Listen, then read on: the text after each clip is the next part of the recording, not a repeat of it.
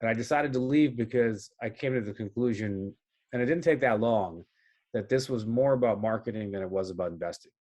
Because I was a trained investor with the title Chief Investment Officer, but it didn't look like a Chief Investment Officer role or feel like it. Hello, my name is Komatsuki from Proxy Watcher Japan. So today, I will be discussing with Mr. Tariq Fancy, a founder of the Rumie, which is the free learning service. And he's also the former CIO of the BlackRock for sustainable investment. We'll be discussing about what ESG can do and can't do, mainly on the dark side of ESG as a whole structure, because his public debate triggered a lot of controversial discussions on ESG investment. And I believe that this conversation will be so meaningful. So let's get into discussion. Hello, Tariq. Thank you very much for your time today. I'm extremely excited to discuss the fragile or dark side of ESG investment with you because you made a fantastic, public debate in this summer. And first of all, please let me ask you, could you tell us a story of how you made a career in the finance world, and what did you expect your previous job before you got the job in the BlackRock as a CIO? I had spent a long career as an investor. First as an investment banker. Then I went, after just a few years in my sort of, I guess, early mid-20s, to what is called the buy side.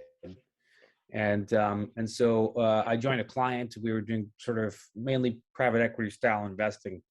And we focused on distressed or special situations. So it's quite one end of the spectrum, right? It's not just New York private equity firms, but one of the more sort of aggressive ones. And so it was interesting training. It's sort of an experience where if you do distressed, you're used to having poor information and having manipulated data and stories to try to cover the fact that the numbers underneath, substance isn't there. It happens if you're a bankrupt company, right? People will always sort of, make it look better than it is.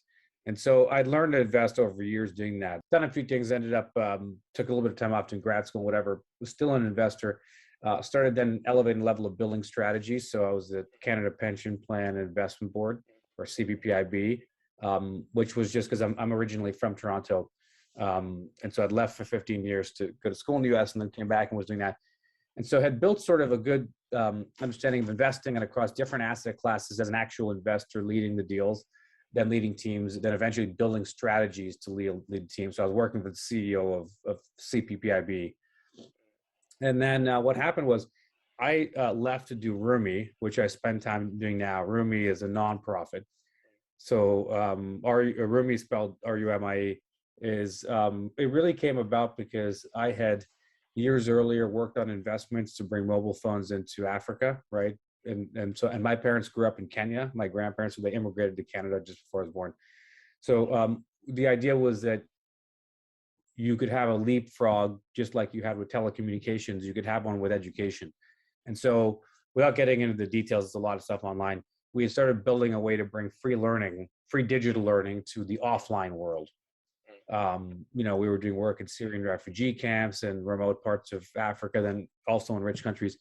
And so as Rumie grew from 2013 to 2017, Rumie grew quite reasonably quickly. It's purely nonprofit. So it's a passion project for me. I took no salary for the first 3 years, no equity because it's nonprofit. But we were able to make it work and start growing quite a bit. And so we went through Y Combinator, which is the incubator that produced Airbnb, Dropbox. We got backing and won Google's National Impact Challenge. In 2016, Harvard Business School finished and published a case study, and they started teaching on it. So it's very cool. 2017, that's how I go back to BlackRock, because in late 2017, BlackRock was looking to do more around sustainable investing, right? So Larry started writing a series of letters and pushing heavily on it. And internally at BlackRock, they were trying to decide what skill set they needed for it. So they interviewed a whole bunch of people. I got brought into it, and they landed on two people they liked. The first was a guy called Brian Dees, who was he was a senior advisor to President Obama. He was a point person for the Paris Climate Accord. And he's now back in government. He left BlackRock then, not long ago, a year ago, whatever, and is now Joe Biden's #1 economic advisor. he chairs National Economic Council. They brought me in as chief investment officer. So they actually introduced us both before we started. And it was sort of,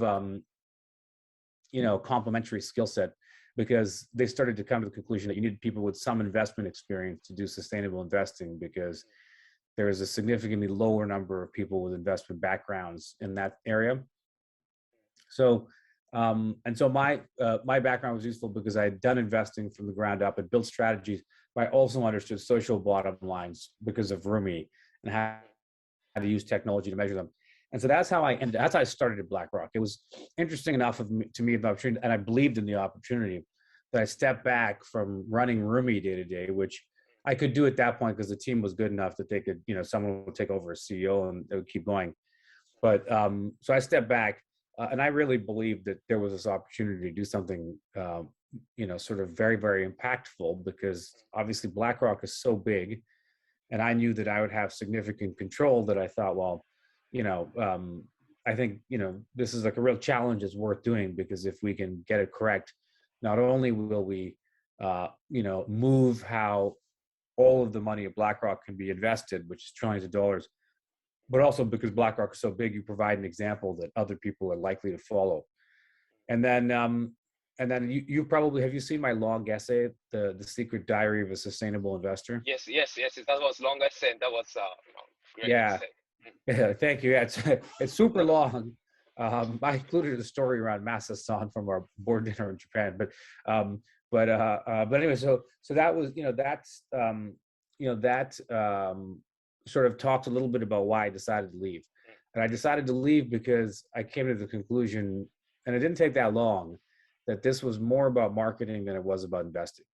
Because I was a trained investor with the title Chief Investment Officer, but it didn't look like a Chief Investment Officer role or feel like it. And I got in, and I wanted to believe it, but I honestly started to realize that most of that was just sort of wishful thinking. Right. So at best, it's either greenwashing, or I say, like, at best, it's green wishing, right? Because it's wishful thinking that doesn't seem to be matched by the reality, right? So that's the ESG integration. That's the process enhancement across everything.